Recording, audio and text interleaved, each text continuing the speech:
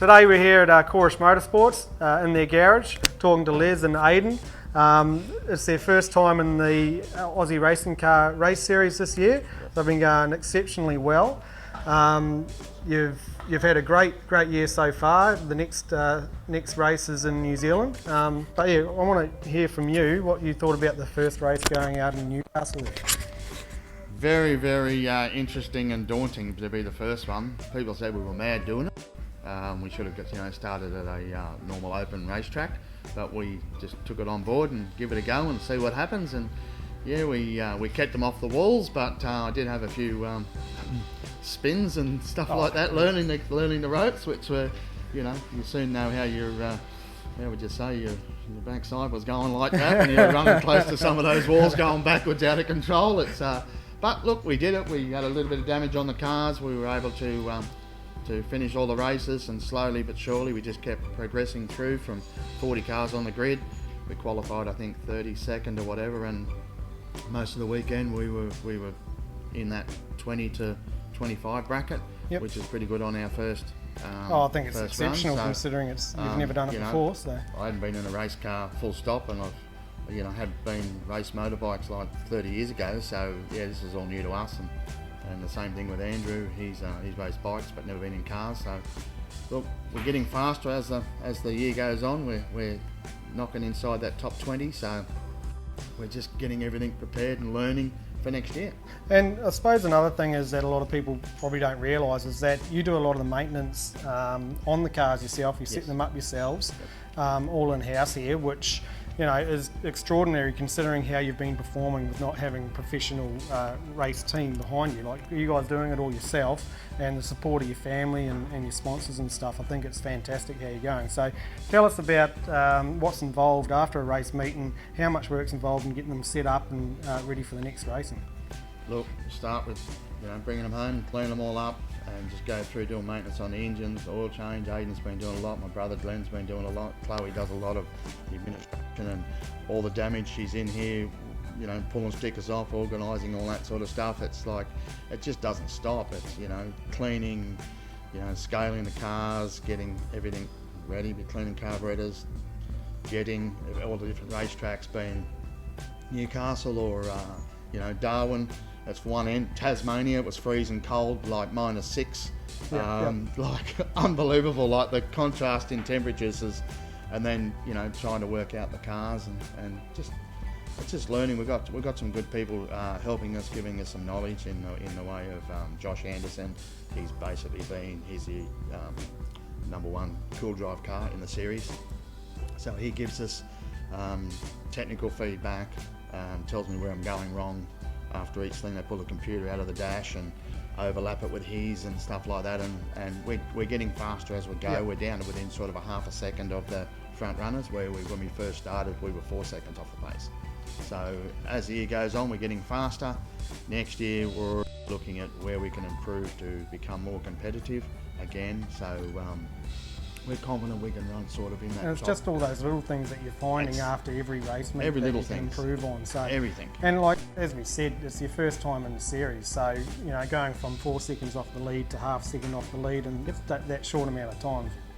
And every racetrack we've been to this year, we've never done a lap on it until we turn up in the morning. Yeah. So it's learning and keeping the car off the walls, keeping it straight, and minimising the damage, and try and go as fast as you can. So tell us a little bit about New Zealand. You've never done the New Zealand circuit before? Never been to the track. We're hoping to do some simulator work before we go there. Yep. There's a simulator based out of Sydney Motorsport Park, so we're going to do that, as well as Josh Anderson's going to give us some simulator stuff time at his place as well. And so that we've got a little bit of a heads up, we're not turning up there trying to learn the track.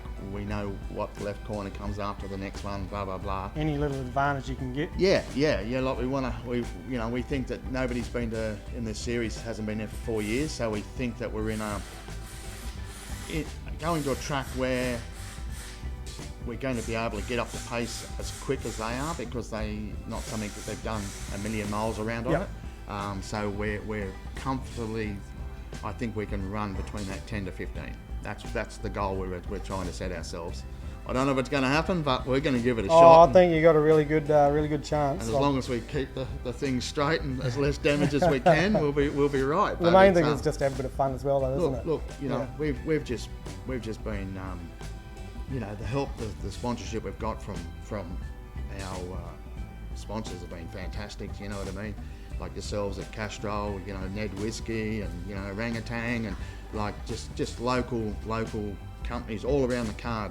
There's not a sticker on the car that hasn't contributed somewhere, somehow, whether it's been financial, whether it's been product or whatever. But without those people, you can't do it. You know what I mean? You need all the help, and you've been fantastic with not only the lubricant side of things, but the backup with the engineering side of it behind, and having the laboratory test the oils and be able to do that. You know, we did lunge an engine in our first round, which we've, you know, contributed to basically a lesser brand of oil that we had in the car, just wasn't up to it. And since we've been able to come on to your products from Castrol, it's been able to change and been able to do an oil change after basically every day of racing, and then looking at where the breakdown is in the oils and everything. Sampling that oil, seeing how the oil's performing and making adjustments. That's what it's all about. That is, you know, you might only have the engines are worth, say, around the $20,000 bracket,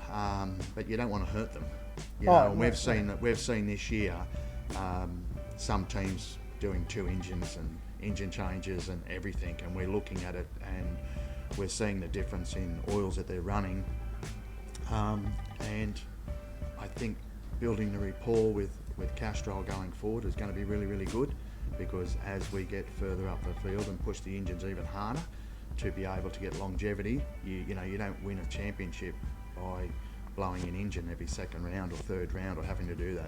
At the moment you miss a race, put you behind in points. And the other thing is like too, with you know, you guys doing everything yourselves, you know, you're a small team, you've got a big heart, you've got a big family around you, but you can't afford to be doing motors every race or every second race. You're trying to get longevity out of the motor. I think that's what it's all about as well. Performance is key, but you know, to have performance for 2 races out of 4 and then you've lost the 3rd race because you've done an engine is why did you turn up if you're not going to take it serious? Yeah. Right, and that's where we're at. So we can show you some damage I had from Tasmania, you know what I mean? But it didn't look that healthy with a conrod hanging out of it, but you know, that's what you get. But you know, going forward, where the cars are getting faster, everything's going well, and bring on New Zealand and let's see what we can achieve in New Zealand in the way of gains up the grid and bring on straight cars. Well, I tell you what, we really appreciate being able to come on board and helping out.